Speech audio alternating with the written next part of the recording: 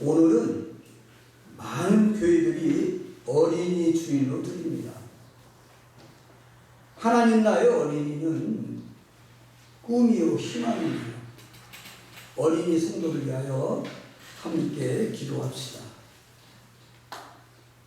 네덜란드의 유명한 빛의 화가이며 종교화가 렘브란트 이야기입니다. 그는 젊은 시절에 일찍 아내를 잃었어요.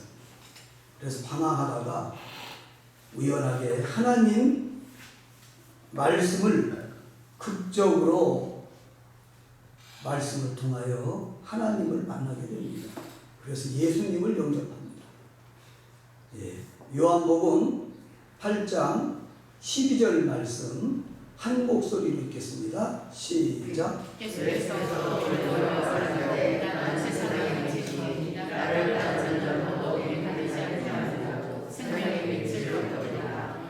아멘. 나는 세상의 빛이라는 거예요. 예수님께서 거기서 감동을 받았어요. 그리고 생명의 빛이다.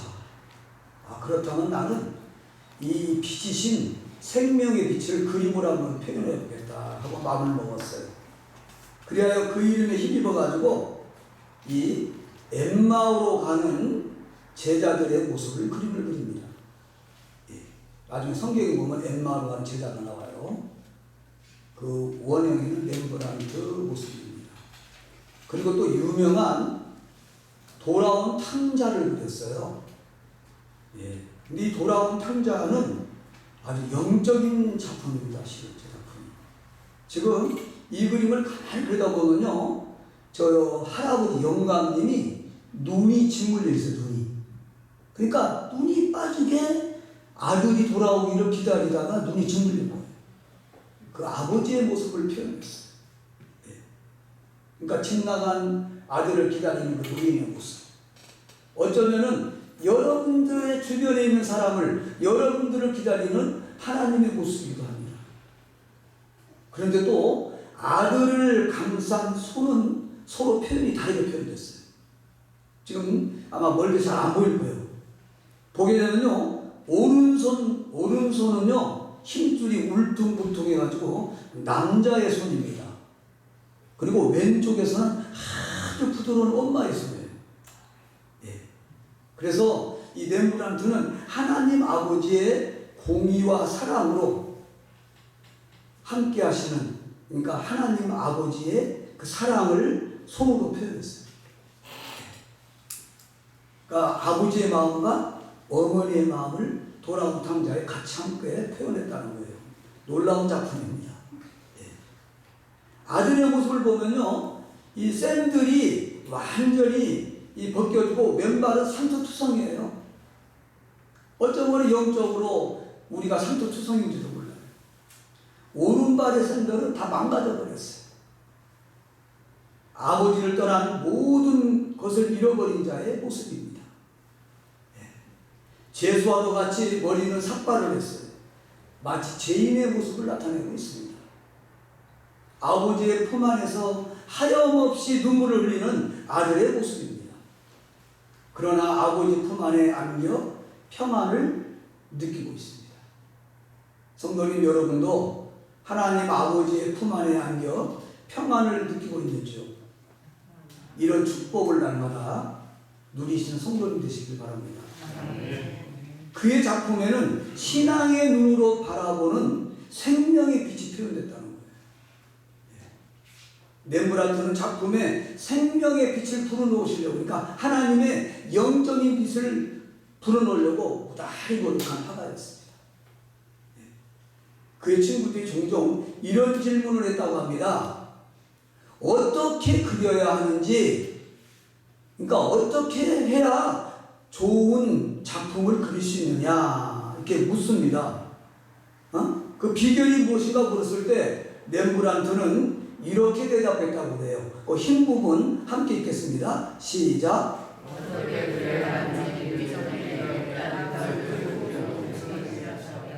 아멘. 그렇습니다. 어떤 일을 시작하려고 할 때 우리는 할까 말까 망설이는 경우가 많아요. 저도 옛날에 그랬어요. 봄이 되면 막 새로운 희망을 가지고 계획을 세워요. 또 가다 보면 자꾸 여기에 계획도를 하지 않는 경우가 많아요. 물론 신중하게 탐색하며 준비하는 일도 중요합니다. 그러나 진취성이나 실천력이 다소 부족해 보이는 우리 사람들에게는 진정으로 필요한 것은요, 그 말씀을 듣고 행동으로 옮기는 거예요. 이게 중요해요. 오랫동안 고민하며 망설이다가 결국은 시작조차도 못하는 경우가 우리들에게 흔히 있었어요. 아마 여러분의 전화 아마 그런 모습이 있었을 거예요. 응? 교회의 사명인 전도 역시 마찬가지입니다. 주님의 전도에 대한 명령에 우리는 늘 머릿속으로 생각하지만 과연 얼마나 우리가 순종하고 있는가? 여러분, 이미 운전면허를 딴 사람은 실제로 차를 시동을 걸고 전진을 해봐야 돼요. 그런데 그 운전면허 책만 가지고 그냥 이론만 계속 복습해봤자 시간을 보내지 그거는 어리석은 짓인 거예요. 예수님을 믿는 우리에게도 이미 전도 면허증이 주어져 있습니다. 예. 자스트이 영어로 예. 그러니까 한글로는 뭐냐면 즉각 실천이라는 거예요. 그냥 해. 일단 해보라는 거예요. 어떤 승부처용품 강구에 나와 있는데요. 전도 그건 역시 지금 바로 시작하면 됩니다. 머릿속으로만 자꾸 생각하지 마세요. 아니 전도는 안 돼. 안 되는 거더라. 영원히 안 되는 거예요. 하늘나라 갈 때 전도가 안 되는 거예요. 전도는 하나님의 어명입니다. 왕의 명령을 어명이라고 하는데 그 어명은 반드시 복종해야 돼요? 안 해야 돼요? 복종을 안 하면 어떻게 되죠? 생명의 위협까지 붙는 거예요. 옛날에는. 사극에서 보면 나오잖아요. 사극에서 보면 흔히 우리가 보듯이 예, 어명을 내리면 어떻게 해요? 누구라도 아니요 할 수 없습니다. 사약을 받으라는 어명 앞에서도 성문이 만극하옵나이다 하고 받아 마십니다.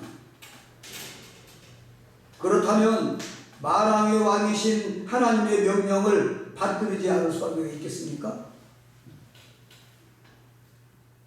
우리는 전도가 그리스도의 지상 명령임을 잘 알아야 합니다. 전도는 하늘과 땅의 모든 권세를 가지신 분의 지엄하신 명령입니다. 십자가를 지시고 부활하심으로 하늘과 땅의 모든 권세를 회복하신 분의 명령입니다.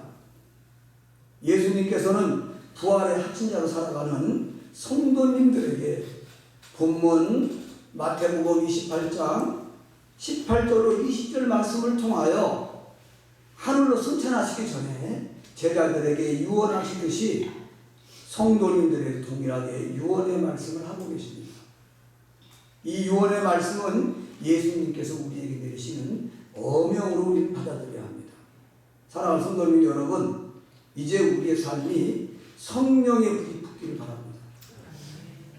그래서 하나님이 우리에게 맡기신 그 사명을 감당하기 위하여 동분서주할 수 있는 저와 여러분이 되시길 바랍니다. 하나님의 말씀에 전적으로 순종하는 그 모습이 우리에게 있어야 합니다. 왜 우리가 이러한 모습을 가져야 할까요? 그 이유는 하나님이 우리에게 명령하시기 때문이에요. 우리를 먼저 구원해 주시고 그 사랑을 혼자만 가지지 말고 여러분만 누리지 말고 다른 사람을 전하라는 거예요. 어명은 왕이 신하들에게 내리는 명령을 말하잖아요. 그 어명은 그러니까 우리가 오늘 이 시간에 어명을 다시 한번 기억해 봅시다. 예수님은 하늘로 승천하시기 전에 사도들에게 모든 민족들에게 제자를 삼으라고 명령하셨어요. 이게 바로 절대 지상 명령입니다. 어명은 어때요? 해도 되고 안 해도 돼요? 꼭 해야만 되는 게 어명이었어요. 사도행전 처음에도 이 지상 명령이 나와 있습니다. 그것은 무엇입니까? 땅 끝까지 복음을 전하라고 하는 것입니다. 아멘.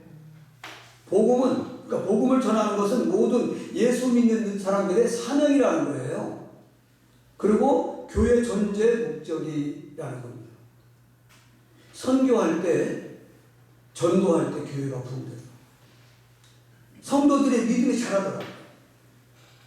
선교할 때 나라가 부강해집니다. 유럽이 선교할 때 하나님께서 유럽을 복을 주셨어요. 얼마나 복을 주셨나 몰라요. 근데 지금은 그렇지 않아요. 그 나라가 동성애 때문에 망했어요. 동성애를 합법화하고 있어요. 이게 무서운 겁니다. 우리나라 지금 동성애를 합법화하려고 지금 별의별 막 수단을 다 하려는 어두운 영혼들이 많이 있어요. 우리는 그들을 위해서 정말 그걸 위해서 기도해야 합니다. 미국이 선교할 때 미국에 복을 주셨어요. 미국도 이미 동성애가 통과돼가지고 지금 엄청난 어려움을 겪고 있습니다. 한국이 선교하니까 불과 137년밖에 안 됐는데 기독교 역사가 십자가 제일 많이 세워졌어요. 그리고 하나님께서 높여주셔서 그렇게 불쌍하고 못 살고 정말로 필리핀 바다도 못 살고 그렇게 못 살던 나라가 세계 10대 무역국가가 되었습니다. 이게 모두가 다 하나님의 은혜입니다. 하나님의 축복입니다. 전 세계에서 유일하게 분단국가입니다. 우리나라 남북이. 지금도 언제 전쟁이 일어날지 몰라요. 남북이 대치되고 있는 이와 같은 어려운 상황 속에서도 하나님께서 놀랍게 축복을 내려주신 것은 이 땅에 1000만 기독교인들이 기도하기 때문입니다. 그리고 이 자료에는 6만 교회라 나오지만 약 8만 교회가 넘습니다. 지금 이 나라에 8만 교회가 넘는 교회가 있기 때문입니다. 오늘 우리 주님께서 우리에게 주신 이 절대 지상명령의 말씀을 가지고 우리 모두에게 주신 하나님의 은혜를 한번 생각해 보기를 원합니다. 첫째로 예수님의 권세로 선교하는 거예요. 그냥 너희들 능력으로 하라는 게 아닙니다. 우리는 이 귀한 사명을 감당할 때 예수님의 권세를 가지고 선교해야 된다는 것입니다. 마태복음 28장 18절 말씀 한 목소리 읽겠습니다. 시작.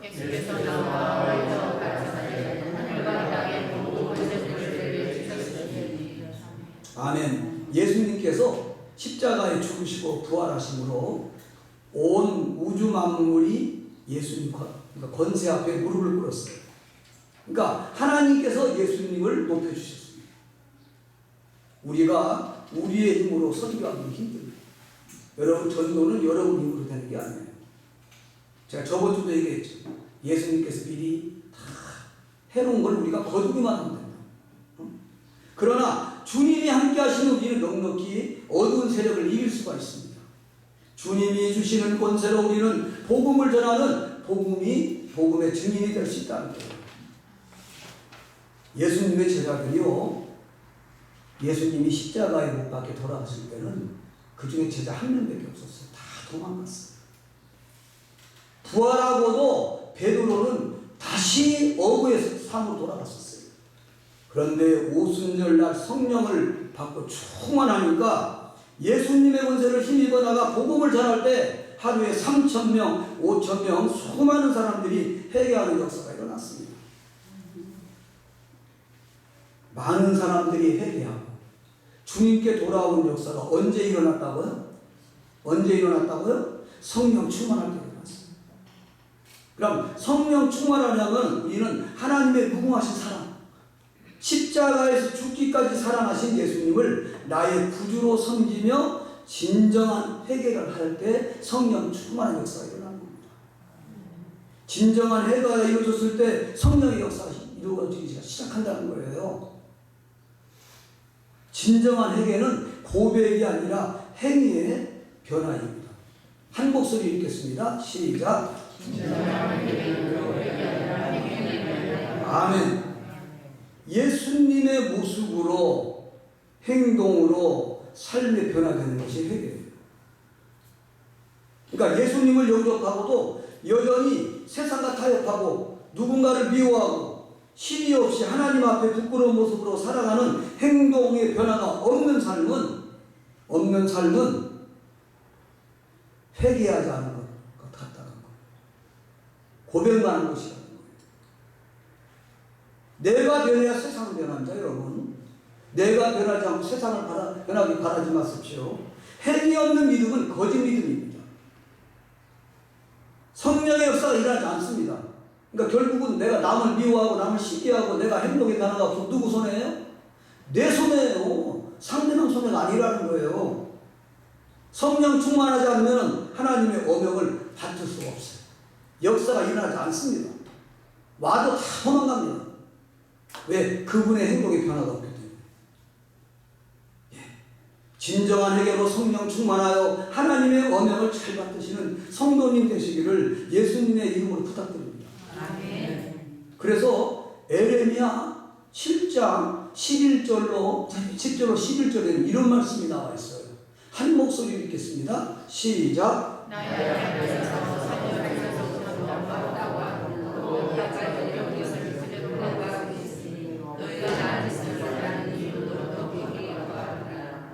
아멘. 혹시 여러분 중에는 이런 분이 계시지 않나 모르겠어요.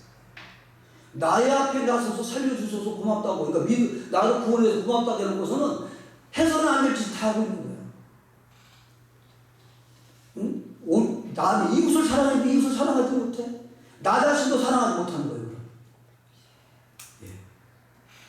다시 말하면 이거예요. 너희는 내 앞에 구원받았다고 하지만 사실은 너의 자신을 위해 거짓말을 하는 것이라는 거예요. 너희가 하는 짓을 나는 이 눈으로 똑똑히 보고 있다는 거예요. 지금도 보고 계십니다. 저와 여러분은 하나님을 보고 계십니다. 너희가 하는 짓을 똑똑히 보고 있다는 거예요. 이런 너희들의 중심을 내가 알고 있다는 거예요. 이렇게 하나님은 오늘 말씀하시는 거예요. 다른 말로 말하는 거예요. 행위 없는 믿음은 믿음이 거짓이라고 말씀하시는 겁니다. 사도행전 1장 8절에서 예수님께서 이렇게 말씀하시는 거예요. 한 목소리 읽겠습니다. 시작.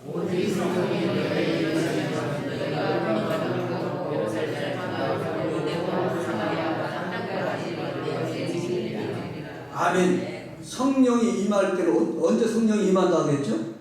진정한 회개가 이루어지고 하나님의 뜻대로 살아갈 때, 변화될 때 성령의 역사가 일어나고 권능을 받습니다. 그렇지 않고서는 권능이 임하지 않아요. 나에게 제가 있으면은 하나님 관계가 있습니다. 그 안에 어둠이 있는 거예요. 어둠이 있으면 성령 충만할 수가 없죠. 선교는 물질만 갖고 할 수 없습니다. 우리들의 지식만 갖고도 할 수 없어요. 경험만 갖고도 할 수 없습니다. 예수님의 권세가 함께해야 된다는 거예요. 성령 충만해야 된다는 것입니다. 우리 모두가 성령으로 충만하여서 예수님의 권세를 가지고 우리 이웃을 변화시키고 온 세상을 변화시키는 복음의 일꾼 되시기를 주님은 원합니다. 성령이 임할 때 예수님의 권세로 우리는 이 모든 일을 넉넉히 감당할 수 있게 되는 것입니다. 주여 우리에게 성령을 물붓듯이 부어주셨습니다. 권능받고 땅 끝까지 나아가 예수님의 권세로 복음을 전하게 하여 주시옵소서. 두 번째로 넘겨주세요. 한 칸만. 모든 족속을 제자로 삼으라는 거예요. 예수님은 하늘로 승천하시기 전에 사도들에게, 오늘 여러분들에게 마태복음 28장 19절에 이렇게 말씀하고 있습니다. 한 목소리 읽겠습니다. 시작. 너희는 가서 모든 족속으로 제자를 삼으라. 아멘. 모든 족속입니다. 모든 족속. 내가 나의 원수까지도, 내가 미워하는 사람까지도 가서 복음을 전해요. 십자가에 달려주시고 부활하셔서 사단의 권세를 깨뜨리신 만왕의 왕이신 우리 주님께서 지금 사도들에게 명령하고 계시는 거예요. 예수님은 이 땅에 오셔서 공생애에서 제자들에게 보이신 모습이 어떤 모습이었어요? 잃어버린 자를 찾으시는 모습뿐이었어요.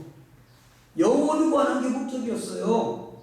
예수님은 그 당시에 잘 살고 잘 먹고 사는 사람보다도 소외되었던 죄인과 세리의 친구가 되었고 병든 자들을 고쳐주셨습니다. 왜 예수님께서 이런 사람들을 만나셨을까요? 누가복음 19장 10절 한 목소리 읽겠습니다. 시작.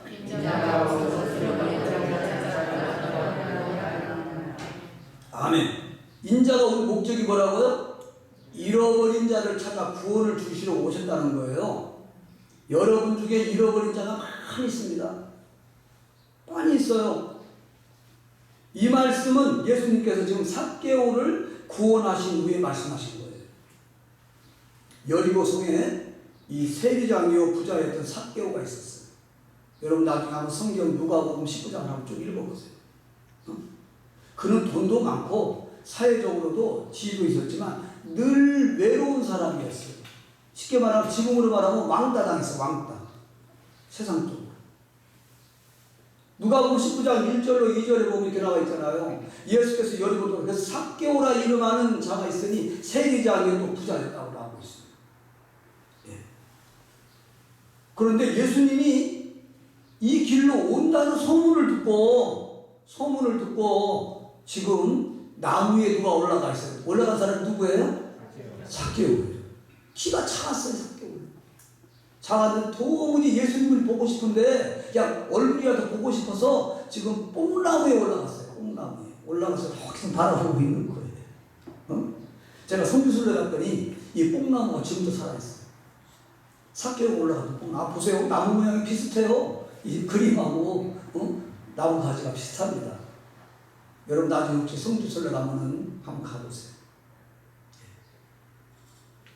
예수님이 지금 뽕나무 아래 와가지고 뭐라고 그래요? 내려오라 하는 거예요. 삭개오고 지금 바라보고 보는 것만 해도 정말 이건 감사할 일인데 예수님이 내려오라는 거예요. 내려오면서 뭐라고 얘기하냐면요. 이렇게 이제 잠깐만요. 예, 함께 읽겠습니다. 시작.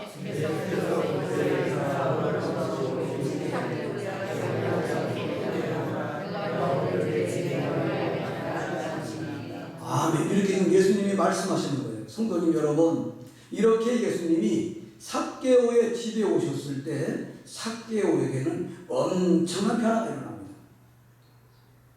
이게 바로 이제 회개하는 자의 모습이에요.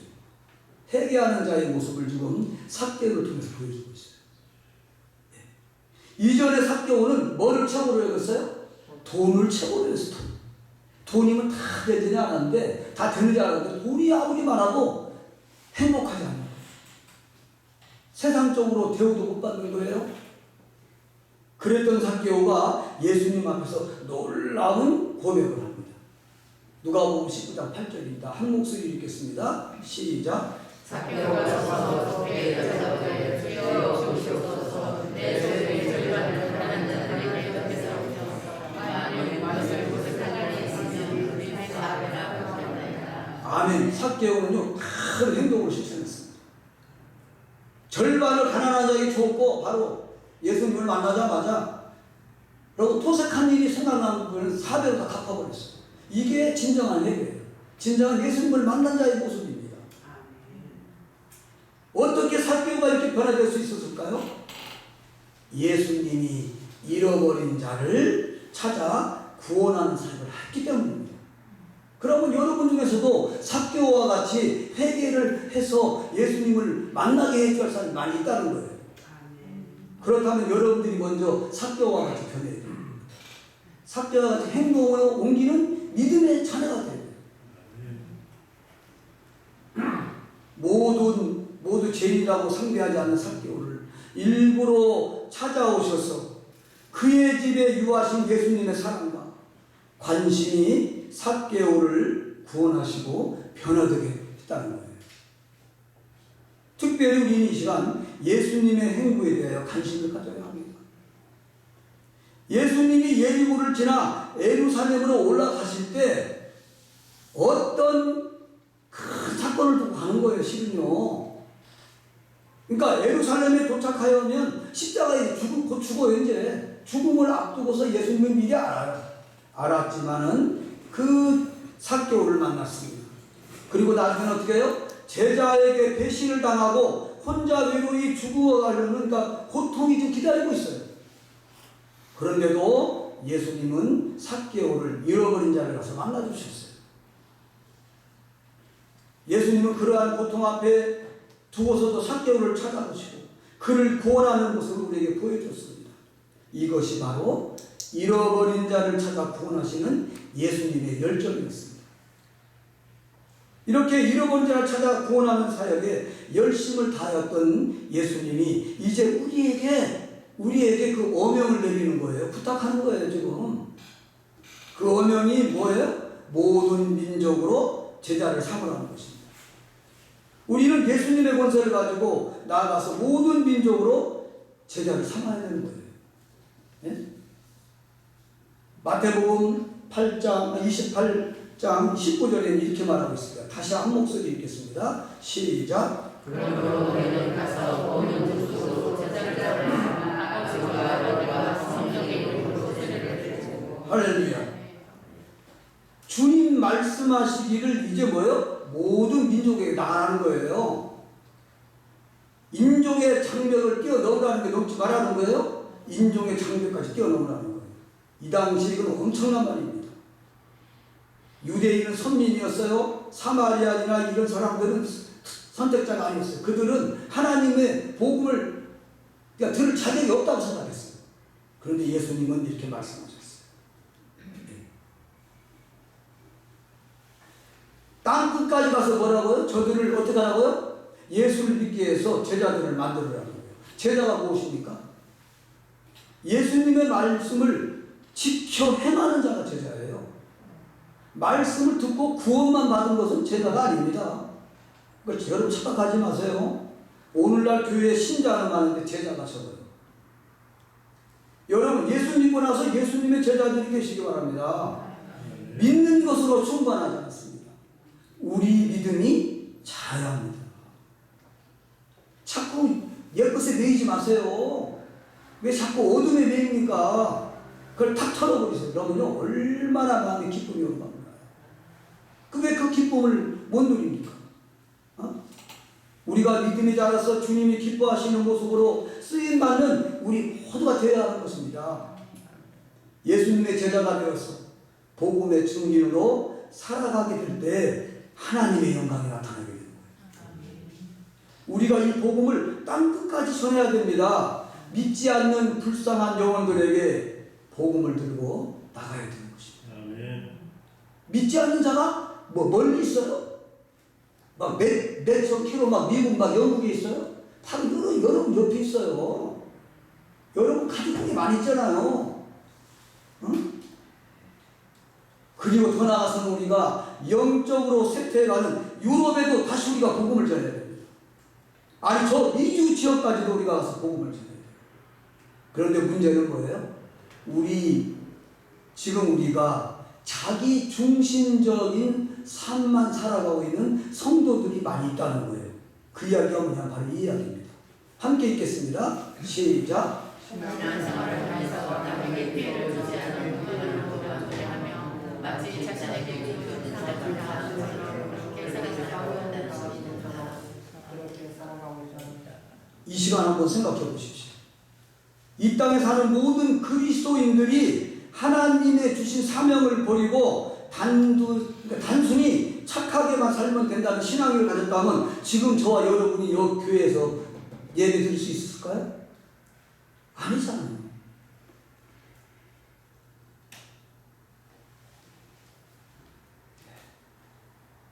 우리나라 최초의 선교사는 토마스 선교사입니다.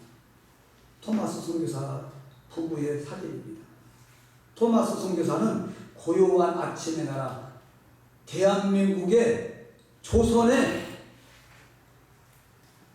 가기로 마음을 먹습니다. 품게 됩니다.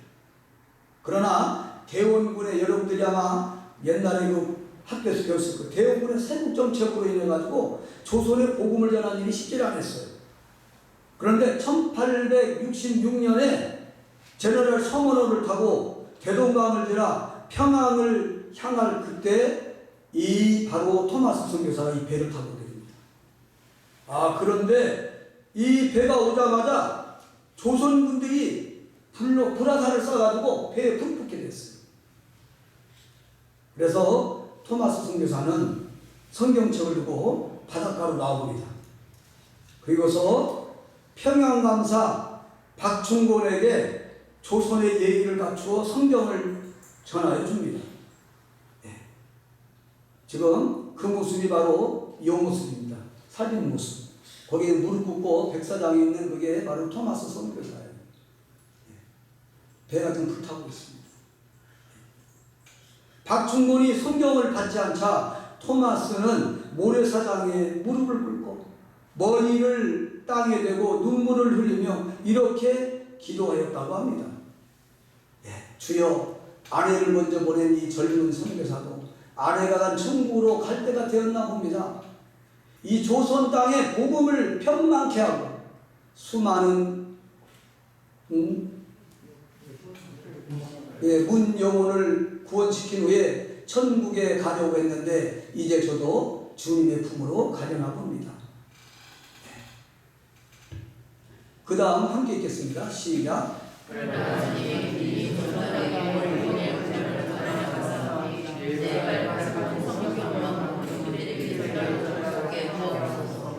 이들이 지금은 모르고 저를 죽이려 하오나 저들이 성경을 받고 돌아가 반드시 예수를 믿게 하시고.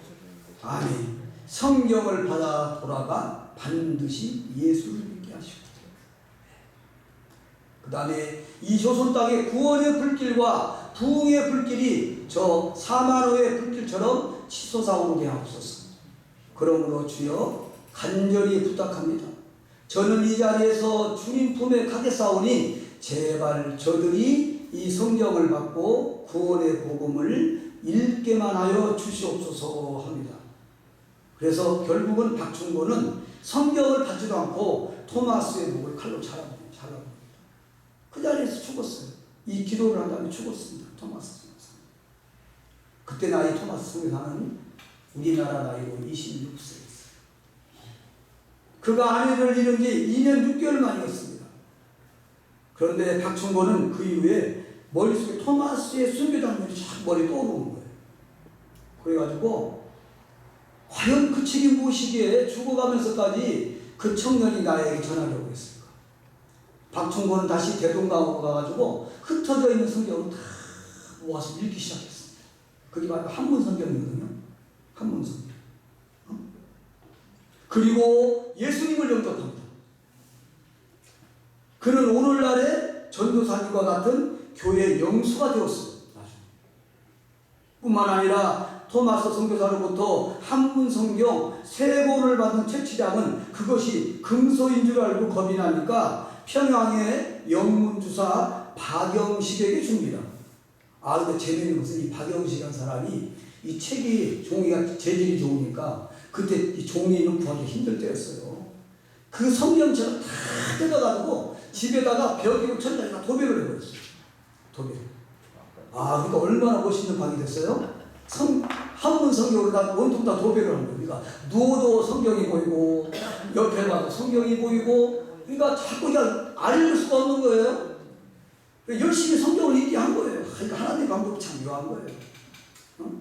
그래서 원통 방으로 도배된 그 방이 나중에 바로 이렇게 바뀌었어요. 평양 최초의 널다리꼴 교회가 바로 도배된 방이었어요. 성경으로 도배된 방. 하나님의 역사는 놀라운 거예요. 토마스 선교사는 죽었지만 이 방이 교회가 될 줄 누가 알았어요? 그런데 이 교회에 이제 성도들이 막 늘기 시작했어요. 그래서 결국은 나중에 이 교회 터위에다가 교회를 새로 진 게 바로 장대현 교회입니다. 1907년 평양 대부흥회가 일어났어요. 대부흥회는 언제 일어났냐면요. 진정한 회개의 역사가 일어날 때 일어났습니다. 여러분들 회개할 때 역사가 일어납니다. 성령의 역사가 일어납니다. 그 밑에 부분 한번 읽어보겠습니다. 마치부터 시작.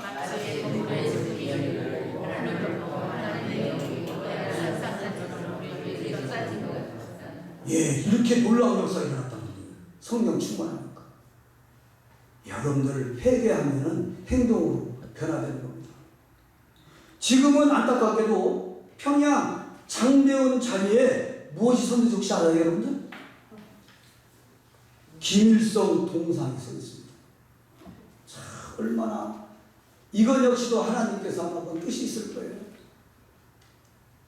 대부흥에 일어난 장대현교회 지금 그 교회를 헐어버리고 우상의 정말 우상 중의 우상인 그 김일성 동상이 지금 서 있어요. 그 가운데 글자 한 목소리로 읽겠습니다. 시작. 하나님 아버지 김일성 고생이 속히 무너지고 남북이 동진이 다시 평화의 부흥운동이 일어나게 하소서. 아멘. 사랑하는 성도님 여러분, 토마스 선교사는 착하게 사는 것을 중요하게 여긴 사람이 아니에요. 하나님이 자신에게 맡기신 사명을 어명으로 받아들였던 것입니다. 그 토마스 선교사로 인하여 놀라운 역사가 일어났습니다. 이렇게 하나님의 말씀을 어명으로 받아들인 토마스 선교사로 말미암아 한국은 평양 대부흥운동의 은혜를 경험하게 된 것입니다. 이렇게 하나님의 어명으로 받아들인 사람을 통하여 내가 구원을 받을 수 있었다면 이제 우리도 하나님의 명령에 순종하며 살아야 되지 않겠습니까? 이제 착하다는 것만으로, 착하다는 게 뭔데요? 하나님 말씀대로 행하고 회개하고 행동으로 옮기는 게 착한 거예요. 이게 착한 거예요. 진실되게 살아가는 거예요. 신의가 있는 거예요. 겉으로는 착한 척 하면서 행동에 변화가 없다는 건 착한 게 아니죠. 이제 착하다는 것만으로 신앙의 이유를 삼지 말고 하나님 아버지가 내게 맡기신 일은 어명으로 받들고 순종함으로 또 다른 사람을 주님께로 인도할 수 있는 저와 여러분이 되기를 하나님은 고대하고 있습니다. 이와 같이 순교자적인 영성을 가진 많은 선교사님들의 헌신을 통하여 오늘 한국교회가 복음화된 것입니다. 우리에게 주시는 교훈이 있습니다. 눈을 들어 우리를 향해 손짓하는 불쌍한 영혼들을 바라보시기 바랍니다. 전 세계 수많은 영혼들이 제발 여기에 와서 우리를 도우라고 손짓하고 있다는 거예요. 사도행전 8장 4절 함께 읽겠습니다. 시작. 그렇습니다. 우리 교회가 이제는 모이는 교회, 또 전도를 위해 흩어지는 교회, 또 직접 예수님과 같이 삭개를 찾아가듯이 가는 교회로 사명을 감당할 때가 된 것 같습니다. 그래서 한 목소리로 읽겠습니다. 시작. 모여서 예배드리고 떨어져 공부하고 복음을 들고 나만 끝까지 나아가는 모아가 같이 귀한 사람을 만나는 문제가 되었습니다. 아멘. 우리가 복음을 전하지 않으면 저들이 어떻게 복음을 듣겠습니까? 내 아들까지 어떻게 복음을 듣겠습니까? 내 손주가 어떻게 복음을 듣겠습니까? 로마서 10장 14절로 15절에는 이렇게 말합니다. 여러분들이 고백이 되길 바랍니다. 한번 넘겨주세요. 요한복음 10장 14절로 15절 말씀 함께 읽겠습니다. 시작.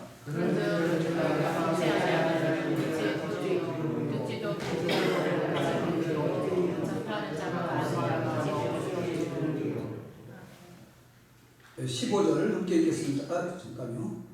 15절 함께 읽겠습니다. 시작.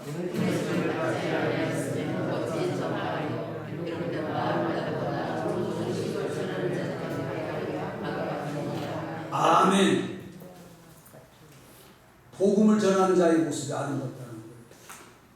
좋은 소식, 죽을 수밖에 없는, 지옥을 갈 수밖에 없는 그들에게 복음을 전하는 것이 더 기쁜 소식이 어디 있어요? 그같이 더 큰 일이 어디 있습니까? 복음을 전하지 않는데 저들이 어떻게 복음을 듣느냐고 지금 말씀하고 있습니다. 복음을 들고 나가야 되는 것입니다. 이제 복음의 신발끈을 동이고 우리 이웃을 향해, 나의 가족을 향해, 나의 손주를 향해, 나의 아들, 딸을 향해 나가야 되는 것입니다. 예수를 모르는 사람들에게 나가야 되는 것입니다. 그래서 그들에게 가르쳐 하라는 거예요. 가서 저들을 예수님의 제자로 삼고 난 다음에 가르쳐 하라는 거예요. 마태복음 28장 20절 말씀 한 목소리 읽겠습니다. 시작. 아멘. 예수님의 사역은 크게 세 가지였어요. 가르치시고 복음을 전하시고 병을 고치는 것이었습니다. 그렇다면 우리의 삶의 목적이 뭐가 되어야 돼요? 바로 이 세 가지가 우리의 삶의 목적이 되어야 할 줄 믿습니다. 우리는 주야로 말씀을 묵상해야 됩니다. 그래서 주야로 말씀을 묵상해야 그 양식을 먹어야 돼. 시편 1편 2절 말씀입니다. 한 목소리 읽겠습니다. 시작. 믿는 사람은 오직 여호와의 율법을 지키고 그 율법을 지키고 상하다. 아멘. 말씀에는 능력이 있어요. 살아 역사하시는 능력이 있습니다. 히브리서 4장 12절에 이렇게 말씀하잖아요. 하나님의 말씀은 살아있고 운동력이 있어가지고 좌우의 날선 어떤 것보다도 예리하여 혼과 영과 및 관절과 골수를 찔러 쪼개기까지 하며 또 뭐예요? 마음의 생각과 뜻을 감찰하라. 이게 말씀의 능력입니다. 그런 자에게 이렇게 또 말씀하시죠. 시편 1편 3절 함께 읽겠습니다. 시작. 저는 시내가에 심은 나무가 소리를 듣자 말씀을 들으며 그 잎사귀가 마르지 아니하더니 그의 행사가 형통하리로다. 아멘. 아멘. 그 행사는 그냥 그가 행한 모든 일입니다. 그가 행한 모든 일에 복을 내려주신다는 거예요. 말씀대로 살아가는 자들에게, 말씀을 지켜 행하는 자들에게, 말씀을 전하는 자들에게 주님께서 뭐예요? 시냇가에 심은 나무의 복을 주시는 거예요. 시냇가에 나무가 심어지니까 얼마나 나무가 잘 자라가요?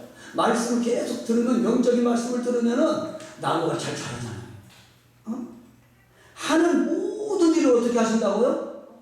형통케 하신다는 거예요. 여러분, 내 삶이 지금 어렵고 형통한 삶이 아니라면 한번 좀 짚어보세요. 여러분들에게 문제가 있어요. 하나님에게 문제가 있는 게 아니라 여러분들에게 문제가 있는 거예요.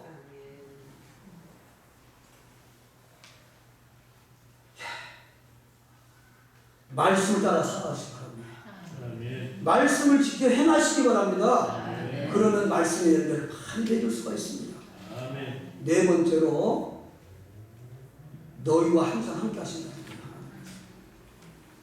하나님의 명령을 따르고 함께 하시는 자들에게 늘 함께 하신다는 겁니다. 마지막 네 번째 우리에게 주신 말씀은 우리가 복음의 귀한 3년, 그러니까 일을 담당할 때 늘 함께 하신다는 거예요. 그러니까 얼마나 빼기 든든합니까? 마태복음 28장 20절 다시 한번 함께 읽겠습니다. 시작.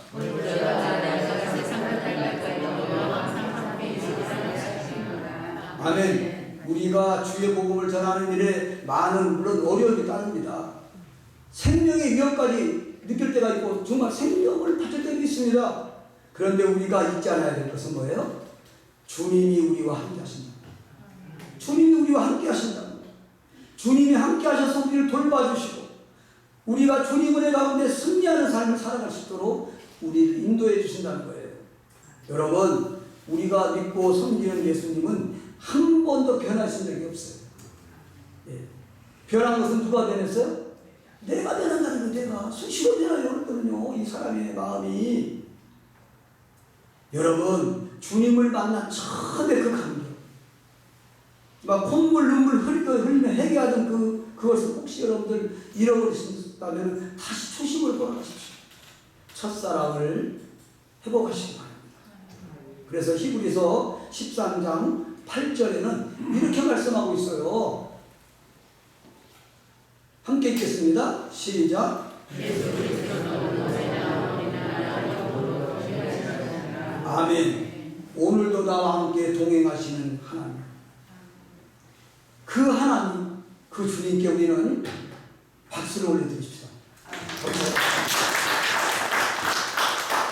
이제 말씀을 맺어야 합니다. 예수님은 이 땅에 말씀이 육신이 되어, 그러니까 하나님이 이 땅에 말씀이 육신이 되어 오셔가지고 죽을 수밖에 없는 저와 여러분들을 위하여 이 땅에 예수로 오셨어요.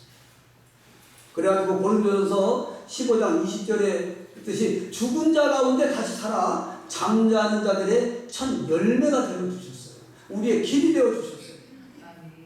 예수님과 동행하는 우리도 주님 안에서 열매 맺기를 원하십니다. 요한복음 12장 24절에 예수님께서 그러면서 이렇게 말씀하십니다. 한 목소리 읽겠습니다. 시작. 내가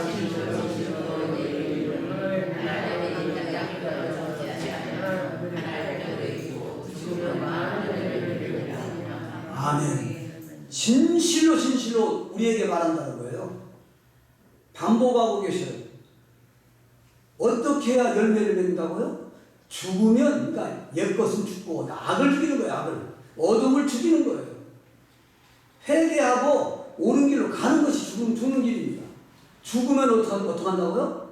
많은 열매를 맺게 하신다는 거예요. 여기는 영육간의 열매를 맺게 하십니다. 앞에서 살펴본 말씀에서와 같이 하나님의 말씀을 어명으로 받아들인 토마스 선교사로 말미암아 한국은 훗날 1907년 평양 대봉운동의 은혜를 경험하게 되었습니다. 하나님의 빛이 땅에 떨어져 죽음으로 많은 열매를 맺은 것입니다. 성도님들 모두가 하나님의 말씀을 어명으로 받들어 하나님 아버지의 뜻을 이루어드리는 지혜있고 진실한 청지기의 삶을 살아가시기를 주님의 이름으로 축원합니다. 아멘.